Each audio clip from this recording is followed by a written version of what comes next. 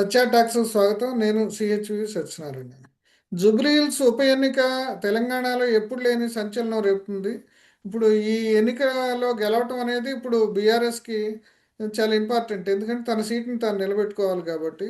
అట్లాగే ఇప్పుడు కాంగ్రెస్కి ఏమో ఇదొక తన పరిపాలనకి, రేవంత్ రెడ్డి పరిపాలనకి ఇది ఒక లిట్మస్ టెస్ట్ లాగా అయిపోయింది. ఇప్పుడు బీజేపీకి వచ్చేసేసి ఇప్పుడు ఆ, ఇక్కడ ఈ పోయినసారి కూడా ఎవరైతే క్యాండిడేట్ ఉన్నాడో ఆ క్యాండిడేట్ని నిలబెట్టారు. ఇప్పుడు వాళ్ళ ఆ, వాళ్ళ యొక్క బలాన్ని కూడా బేరీ చేసుకోవటానికి ఇది ఒక అవకాశం. ముఖ్యంగా ఆ, కిషన్ రెడ్డి నియోజకవర్గంలో, పార్లమెంట్ నియోజకవర్గంలో ఇది ఉండటం వలన కూడా వాళ్ళు ప్రతిష్టాత్మకంగా తీసుకున్నారు. అందుకనే ఈ ఎన్నికల సందర్భంగా రకరకాల ఆ, అంటే ఎవరి వ్యూహాలు వాళ్ళవి, అంటే మితిమించిన వ్యూహాలు, మితిమించిన ఆరోపణలు, మితిమించిన వ్యవహారాలు నడుస్తున్నాయి. ఈ మొత్తంగా ఈ అంశాలపై మనతో చర్చించేందుకు సీనియర్ జర్నలిస్టు కొండబాబు మనతోటి ఉన్నారు. ఆయన ఎన్నికల కి సంబంధించిన పరిశీలన, విశ్లేషణలో ఆయన స్పెషలిస్టు. ఇప్పుడు ఆయన అడిగి ఈ జూబ్లీ హిల్స్ ఉప ఎన్నికకు సంబంధించిన విశేషాలు తెలుసుకుందాం. నమస్కారం అండి కొండబాబు గారు. నమస్తే సత్యనారాయణ గారు. అదే ఇప్పుడు సార్, జూబ్లీ హిల్స్ ఉప ఎన్నిక మీద అసలు ఇప్పుడు ఏంటి పరిణామాలు, ఏం జరుగుతున్నాయి? ఇప్పుడు ప్రచారం ముగిసింది. ఇక 11వ తారీఖున ఇప్పుడు ఎన్నికలు జరుగుతున్నాయి. ఇప్పుడు ఏంటి ఇప్పుడు మూడు పక్షాల మధ్య ఆ, ఎట్లా ఉంది పరిస్థితి? ఎవరెవరు ప్రచార సార్ సరళి మీరే ఎట్లా ఉంది? సార్ ప్రచార సరళి అయితే పోటాపోటీగా ఉంది. అది ప్రజలందరూ చూశారు. ముఖ్యంగా బీఆర్ఎస్, కాంగ్రెస్ పక్షాలు.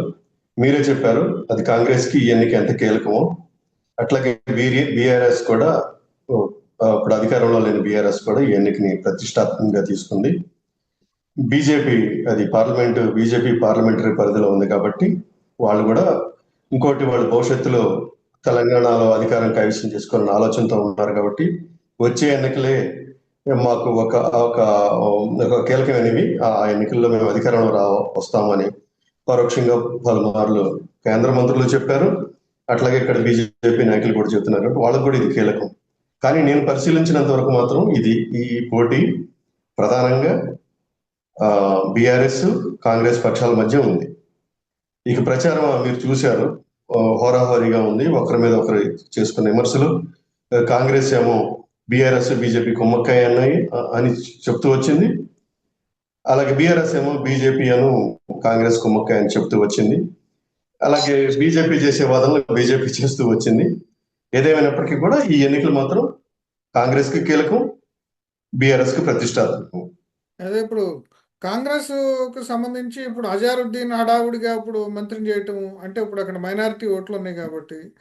అట్లాగే ఇప్పుడు శ్రీశైలం యాదవ్ కొడుకు కాబట్టి ఈయన నవీన్ యాదవ్ ఇప్పుడు ఆ ఆ బస్తీలకి, అంటే పూర్వపు జనార్దన్ రెడ్డి బస్తీలకు సంబంధించిన ఓటు, అట్లా ఇవే కీలకం అని చెప్పేసి చెప్తున్నారు. ఆ, ఈ వీటిలో ఎవరికి మెరుగైన పరిస్థితి కనపడుతుంది ఈ బస్తీల్లో కానీ, సరే, లేదా మీరు మైనారిటీ ఓటు కానీ? అంటే ఇప్పుడు కాంగ్రెస్ సరే చేసిన ప్రయత్నాలు వాళ్ళకి ఏమైనా అనుకూలిస్తాయి? అప్పుడు అజారుద్దీన్ని ఆ, అర్జెంటుగా ఇప్పుడు తీసుకొచ్చి మంత్రి చేయటం కానీ, ఇట్లాంటి అంశాలు ఏమన్నా వాళ్ళకి ఉపయోగపడే అవకాశం ఉందా? ఖచ్చితంగా ఉన్నాయి సార్. ఇది యాక్చువల్ గా సర్వేలన్నీ కూడా నేను సర్వేల గురించి ప్రస్తావించాలనుకోలేదు కానీ చెప్తున్నాను. సర్వేల్లో మెజారిటీ బీఆర్ఎస్ గెలిచే అవకాశాలు ఉన్నాయని, కొద్ది మెజారిటీతోనే బీఆర్ఎస్ కి అవకాశం ఉందని చెప్తూ వచ్చాయి. అదే సమయంలో మీరు అన్నట్టుగా అజరుద్దీన్ మంత్రి పదవి ఇవ్వటం, అలాగే నవీన్ యాదవ్ కి గల నేపథ్యం, ఒక బీసీ ఓటు, ఇవన్నీ కూడాను ఖచ్చితంగా ఇవన్నీ ప్రభావితం చేసే అంశాలు ఎన్నికల్లో. ఒకటైతే నేను చెప్పాలనుకుంటున్నాను, పార్టీ పరంగా కూడా, పార్టీ పరంగా మైనారిటీలు, దేశవ్యాప్తంగా మైనారిటీలు కాంగ్రెస్ వైపు మొగ్గు కనబరుస్తూ ఉన్నారు. మన జూబ్లీ హిల్స్ లో కూడా అలాంటి పరిస్థితి కనిపిస్తోంది. రెండోది, అజరుద్దీన్ కి మంత్రి పదవి ఇచ్చినా ఇవ్వకపోయినా కూడా ఇక్కడ మైనారిటీ ఓటింగ్ కాంగ్రెస్ వైపు మొగ్గే అవకాశం ఉంది. దానికి తోడు ఇక్కడ ఎంఐఎం ఏ అభ్యర్థిని పోటీ పెట్టకుండా కాంగ్రెస్ అభ్యర్థికి తన మద్దతు తెలియజేసింది. అదొక రెండో కారణం. ఇక్కడ కాంగ్రెస్ కొంచెం తన పరిస్థితి మెరుగుపరుచుకుంది, మెరుగ్గా ఉందని చెప్పడానికి. అంటే బీజేపీ ఇప్పుడు మూడవ ఎంఐఎం విషయం, నవీన్ యాదవ్కి మద్దతు ఇవ్వటం వల్ల ఈ హిందూ ముస్లిం ఓటు పోలరైజేషన్ కోసం బీజేపీ ట్రై చేస్తున్నట్టు కనిపిస్తుంది. అదేమన్నా బీజేపీకి అడ్వాంటేజ్ అవుతుందా? యాక్చువల్ గా బీజేపీ హిందూ ఓటింగ్ పోలరైజేషన్ అనేది అది వేరే చోట్ల ఏమన్నా సాధ్యం అవుతుందే కానీ దక్షిణ భారతదేశంలో అది దాని ప్రభావం తక్కువ. ముఖ్యంగా జూబ్లీ హిల్స్ లాంటి చోట ఒక ఎలైట్ కాన్స్టెన్సీ అది, కాస్త చదువుకున్న వాళ్ళు. సేమ్ టైం అక్కడ 60% ఓటర్లు ఆ, మురికివాడలో ఉన్నప్పటికీ కూడా వాళ్ళలో కూడా కాస్త కష్టం మంచి జ్ఞానవంతులే ఉన్నారు, వాళ్ళ ఆలోచన పరులే ఉన్నారు. ఇంకోటి ఇక్కడ ఇప్పుడు మీరు అడిగారు కాబట్టి చెప్తున్నాను. 3 విషయాలు నవీన్ యాదవ్ కలిసి వచ్చే అంశాలుగా ఉంటాయి. ఒకటి మైనారిటీ ఓటింగ్. సారీ, యాక్చువల్ గా నవీన్ యాదవ్ ఇండిపెండెంట్ గా పోటీ చేసినప్పుడు కానీ, అంతకుముందు ఎంఐఎం అభ్యర్థిగా పోటీ చేసినప్పుడు కానీ మంచి ఓటింగ్ పర్సంటేజ్ అని తెచ్చుకున్నాడు. ఇండిపెండెంట్ గా పోటీ చేసినప్పుడు కూడా ఆయన 12% ఓటు 12% ఓట్లు ఆయనకి పోలయ్యాయి. అది కాకుండా 18% ఓట్లు ఆయన ఎంఐఎం అభ్యర్థిగా ఉన్నప్పుడు పోలయ్యాయి. దీనికి చిన్న విషయం కాదు. ఇప్పుడు ఎంఐఎంఏ మద్దతు ఇస్తుంది. ఇది కాకుండా అజరుద్దీన్కి మంత్రి పదవి ఇవ్వటం ఇవన్నీ కూడా ఈ పైపోత లాంటివి. అది అజరుద్దీన్కి మంత్రి పదవి ఇచ్చినా ఇవ్వకపోయినా కూడా అక్కడ మైనారిటీ ఓటింగ్ అనేది కాంగ్రెస్ కు అనుకూలంగా ఉంది. ముఖ్యంగా అక్కడ తన సొంత సత్తా అంతకుముందే ఎంతో కొంత చాటిన నవీన్ యాదవ్ కు కూడా ఆ ఓటింగ్ పోలే అవకాశాలు కనిపిస్తున్నాయి. ఇది కాకుండా అక్కడ బీసీ ఓటింగ్ ఒకటి ప్రధానమైంది. బీసీ ఓటింగ్ కూడా మైనారిటీ ఓటింగ్ ఎంత స్థాయిలో ఉందో బీసీ ఓటింగ్ కూడా దాదాపు అదే స్థాయిలో అక్కడ ఉంది. ఇక్కడ నవీన్ యాదవ్ బీసీ అభ్యర్థిగా వాళ్ళందరూ భావించే అవకాశం ఉంది. ఇది కాకుండా మురుగువాడల్లో ఉన్న ప్రజానికం కూడా కాంగ్రెస్ పక్షాన, ముఖ్యంగా మైనారిటీల్లో ఉన్న ముస్లింలు కానీ, అక్కడ మురికివాడల్లో ఉన్న స్త్రీలు కానీ, ఈ మొత్తం 2 సెక్షన్స్ లో ఉన్న బీసీ స్త్రీలు కానీ మైనారిటీ స్త్రీలు కానీ ఈ బస్సు పథకం, ఉచిత బస్సు పథకం అనే దాన్ని బాగా లబ్ధి పొందుతున్న వాళ్ళలో జూబ్లీ హిల్స్ బస్తీల్లో ఉన్న ఓటర్లు చాలా ఎక్కువ మంది ఉన్నారు. దాని ప్రభావం కూడా దీంట్లో ఉండే అవకాశం ఉంది. కాబట్టి నేను అనుకోవటం ఈ కాంగ్రెస్ కి ఇది కొంచెం ఎంత తక్కువ మెజారిటీ అయినా కూడా కాంగ్రెస్ ఈ ఎన్నికల్లో గెలుపొందే అవకాశాలు నాకైతే కనిపిస్తున్నాయి. తాజాగా ఈ రోజు పరిస్థితిని కూడా నేను విశ్లేషించిన తర్వాత నాకు వచ్చిన అంచనా సత్యనారాయణ గారు. ఓకే, ఇప్పుడు మరి సానుభూతి అనేది బీఆర్ఎస్ కి పనిచేయదా? ఇప్పుడు గోపీనాథ్ భార్య సునీత, ఆ సానుభూతి వాళ్ళకి అడ్వాంటేజ్, ఎందుకంటే ఎగ్జిస్టింగ్ సీట్ కాబట్టి. ఎస్ యాక్చువల్ గా ఈ పరిస్థితి సాధారణమైన మిగతా రూరల్ నియోజకవర్గాల్లో సానుభూతి ఓటింగ్ ప్రభావం ఉంటుంది. ఎందుకంటే అక్కడ కొంచెం ఫ్యూడల్ పరిస్థితులు ఉంటాయి. ఒక కుటుంబం నుంచి ఒకరు ఎన్నికై ఉంటే ఆ ఎమ్మెల్యే చనిపోతే వాళ్ళ వైఫ్ కో లేదంటే వాళ్ళ కుమారుడికో ఎవరికో సీట్ ఇస్తే గెలిచే పరిస్థితులు వారసత్వ రాజకీయాలకి అనుకూలంగా ఉంటుంది. కొంచెం ఎలైట్ గా ఉన్న నియోజకవర్గాల్లో ఈ పరిస్థితి అంత పనిచేయకపోవచ్చు, ఈ సానుభూతి ఓటు అనేది పనిచేయకపోవచ్చు. దీనికి 2 కారణాలు. జూబ్లీ హిల్స్ ఎలైట్ నియోజకవర్గం కావడం అయితే, అక్కడున్న అభ్యర్థులుగా చూసినప్పుడు గోపీనాథ్ గారికి మంచి పేరే ఉంది. గోపీనాథ్ గారు ఆయన ఉన్నంతకాలం ఆయన మంచి అభ్యర్థిగానే విపక్షాలకు పోటీ ఇవ్వగలిగారు, ప్రత్యర్థులకు పోటీ ఇవ్వగలిగారు. కానీ సునీత గారు, గోపీనాథ్ గారు సతీమణి, ఆమె ఇంతవరకు రాజకీయాల్లో లేరు. అభ్యర్థుల పరంగా చూసుకున్నప్పుడు 3 అభ్యర్థుల పరంగా చూసుకున్నప్పుడు నవీన్ యాదవ్ బలమైన అభ్యర్థి.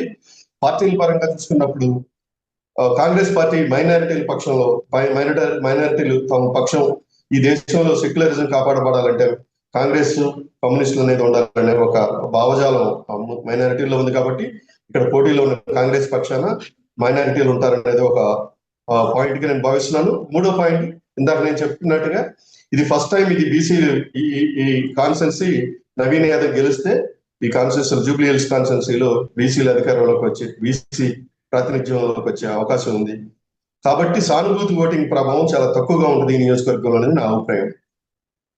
ఇప్పుడు జూబ్లీ హిల్స్ లో ఆంధ్ర ఓటర్లో ఒకటి కీలకమైన ఫ్యాక్టరు.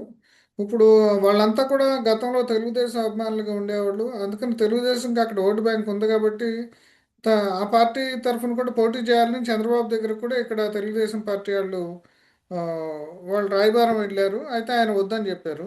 అయితే ఇప్పుడు కూటమిలో భాగంగా ఉంది కాబట్టి తెలుగుదేశం ఓటు మాగంటి భార్యకి ట్రాన్స్ఫర్ అవుతుందా, లేదంటే బీజేపీకి ఏమైనా ట్రాన్స్ఫర్ అయ్యే అవకాశం ఉందా? ఆ అడ్వాంటేజ్ ఏమైనా బీజేపీకి ఉందా అసలు? ఇప్పుడు ఆంధ్ర మాగంటికి సునీత గారికి ట్రాన్స్ఫర్ అవుతుందా అని కూడా అడిగారా? ఎట్లా మాగంటి సునీత గారికి ఎట్లా అవుతుంది? తెలుగుదేశం అభిమానే కదా. ఇప్పుడు బీఆర్ఎస్ కి ఆయన వెళ్ళాడు. వెళ్ళినప్పుడు ఇప్పుడు వెళ్ళటం అనేది ఇప్పుడు టీడీపీలో నుంచి వెళ్ళిన వాళ్ళందరికి కూడా క్యాండిడేట్స్కి ఆ తెలుగుదేశం ఓట్ అనేది వాళ్ళకి డిపాజిట్ అయింది కదా అప్పుడు. వాళ్ళ కాన్స్టిట్యున్సీ అంటే ఈయన పార్టీ మారినప్పుడు కూడా వ్యక్తిగతంగా ఆయన తెలుగుదేశం వాడి కింద భావిస్తారు. తెలుగుదేశం ఇక్కడ లేదు కాబట్టి తెలుగుదేశం అభిమానులందరూ మాగంటి గోపీనాథ్కి ఓటేసి ఉంటారు గతంలో.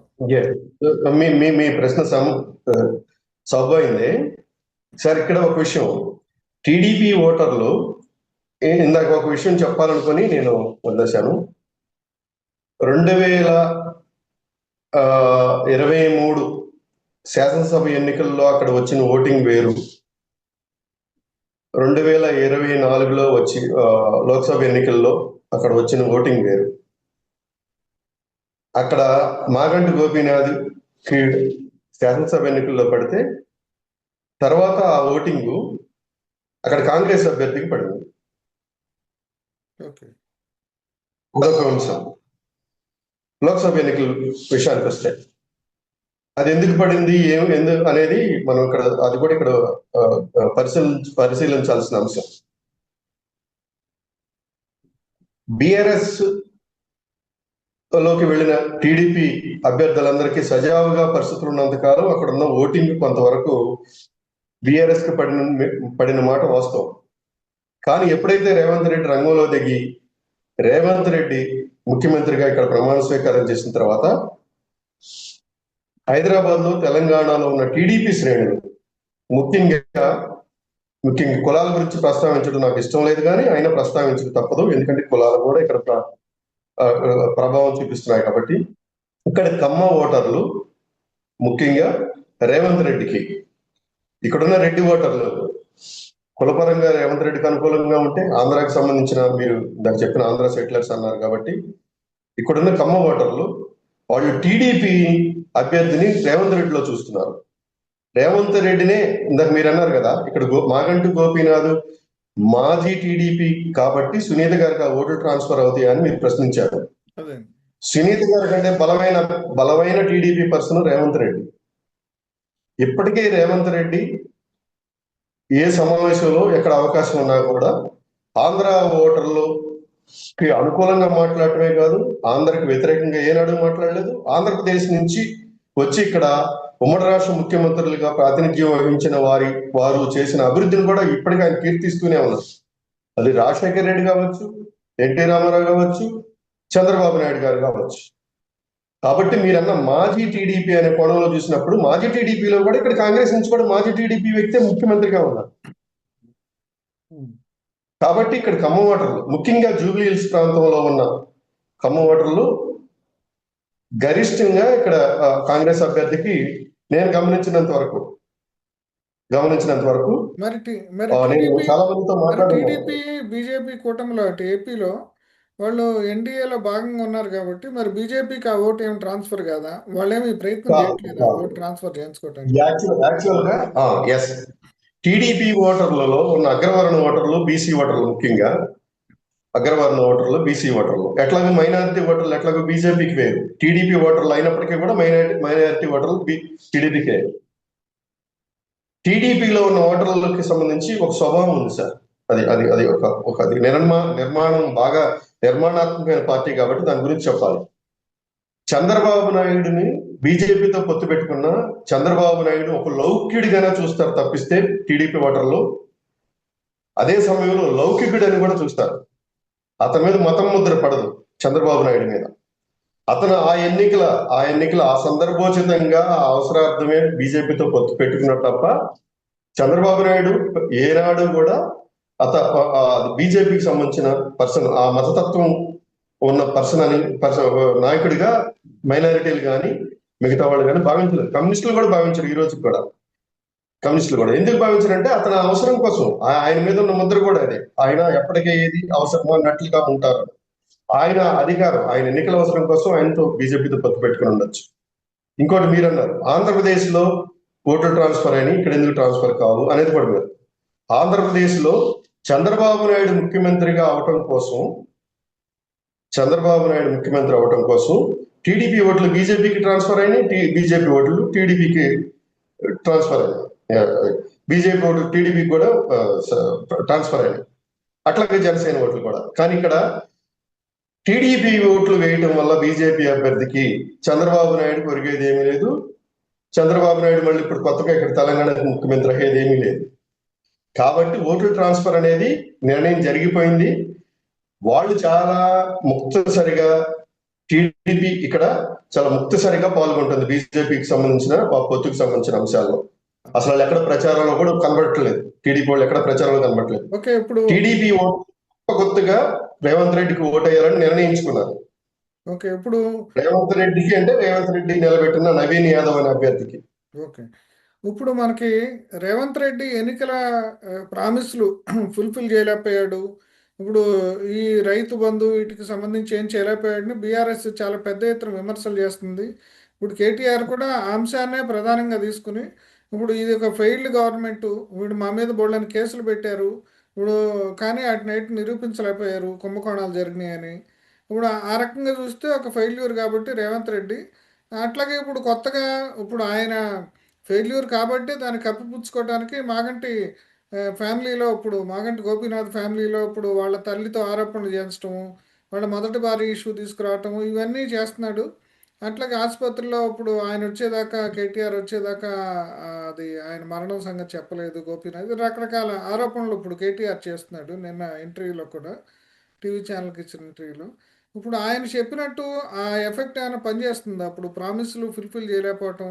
ఎందుకంటే ఇప్పుడు రేవంత్ రెడ్డికి కూడా ఇప్పుడు ఏంటంటే తన పెర్ఫార్మెన్స్కి ఇది ఒక అగ్ని పరీక్ష, ఒక లిట్మస్ టెస్ట్ లాంటిది ఇప్పుడు ఎన్నిక అనేది. ఇప్పుడు మరి వీళ్ళు ఇన్ని ఆరోపణలు చేస్తున్నారు కాబట్టి ఈ ఆరోపణలు పనిచేస్తాయి అంటారా, ఓటర్ మీద ప్రభావం చూపెడతాయి అంటారా? వాస్తవంగా కేటీఆర్ గారు చేసిన ఆరోపణలు కొంత వాస్తవం లేకపోలేదు. రేవంత్ రెడ్డి ఒక ఒక ఏడాది పదవీ కాలం పాలనా కాలం పూర్తి చేసుకున్న సందర్భంగా చాలా సర్వే సంస్థలు సర్వేలు నిర్వహించాయి. నేను కూడా చాలా మందితో మాట్లాడున్నాను. నా దగ్గర నా సర్వేల్లో పనిచేసిన టీమ్స్ కూడా వేరే కొన్ని చోట్ల సర్వేలు చేశాయి. ఇవి అన్నిట్లో చూసినప్పుడు అప్పట్లో కొంత అసంతృప్తి వచ్చినమాట నిజం. పూర్తిగా స్థాయిలో వీళ్ళు ఈ హామీలను అమలు పరచలేదు అనేది అదొకటి. ఆ తర్వాత జరిగిన పరిణామాల్లో వాటిలన్నింటినీ కొన్ని ఓవర్కమ్ అవడం అనేది రేవంత్ రెడ్డి జరిగింది. అయితే ఇప్పుడు కేటీఆర్ చెప్పినట్టుగా రైతులకు సంబంధించిన అంశాలు ఉన్నాయి, కానీ జూబ్లీహిల్స్ లో రైతులు లేరు. జూబ్లీహిల్స్ లో ఉన్న రైతులు అంటే వాళ్ళకు కూడా భూములు ఉంటాయి. జూబ్లీహిల్స్ లో ఉన్న అక్కడ ఉన్న కులీన వర్గాలకి భూములు ఉంటాయి, కానీ వాళ్ళ భూములకి రైతు భరోసానో ఇంకేదో ఇస్తేనే వాళ్ళు బతికే వ్యవహారం కాదు, వాళ్ళకి అది అనవసరం కూడా.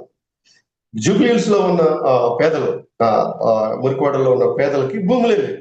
కాబట్టి రైతులకి ఏం చేసిన ఇప్పుడు హైదరాబాద్ రైతులు వీళ్ళకి సంబంధించి కొంతమందిని అసమ్మతి ద్వారా వాళ్ళు పెద్ద ఎత్తున పోటీ చేస్తున్నారు. క్యాండిడేట్స్ కూడా చాలా ఎక్కువ మంది ఉన్నారు. గతంలో నిజామాబాద్లో ఇప్పుడు ఆ పసుపు ధర లేకపోవటం వలన రైతులు ఎట్లా పోటీ చేశారో ఇక్కడ కూడా సింబాలిక్గా తమ వ్యతిరేకతను తెలియజేయడానికి ప్రభుత్వానికి వాళ్ళు పోటీ చేస్తున్నారు. మరి ఆ ఫ్యాక్టరీ ఏమైనా పనిచేస్తుందా? ఖచ్చితంగా ఆ ఫ్యాక్టరీ కేవలం కాంగ్రెస్ మీదే కాదు, అన్ని పార్టీల మీద పనిచేస్తుంది. ఎట్లా అంటే వీళ్ళని గుర్తుపెట్టుకొని హైడ్రాకి సంబంధించిన అంశాలు ఇప్పుడు ఎక్కువ వీళ్ళందరూ పోటీ చేశారు కాబట్టి ఓటర్ గుర్తుని బట్టి అటు ఇటు ఏదో కన్ఫ్యూజ్ అవడానికి దోహదపడతారు తప్పిస్తే అదర్వైజ్ వాళ్ళంతా కూడా వాళ్ళు కారు గుర్తు మీద వేయాలనుకున్న వాళ్ళు కారు గుర్తు, అస్తం గుర్తు మీద వేయాలనుకున్న వాళ్ళు అస్తం గుర్తుకి వాళ్ళు ఇప్పటికే ఫిక్స్ అయిపోయి ఉన్నారు. కాబట్టి 50 మంది అభ్యర్థులు ఉన్నప్పటికీ కూడా వీళ్ళు చాలా క్లారిటీగా ఉన్నారు ఓటర్లు. ఆ క్లాసిఫికేషన్ వాళ్ళకు ఉంది.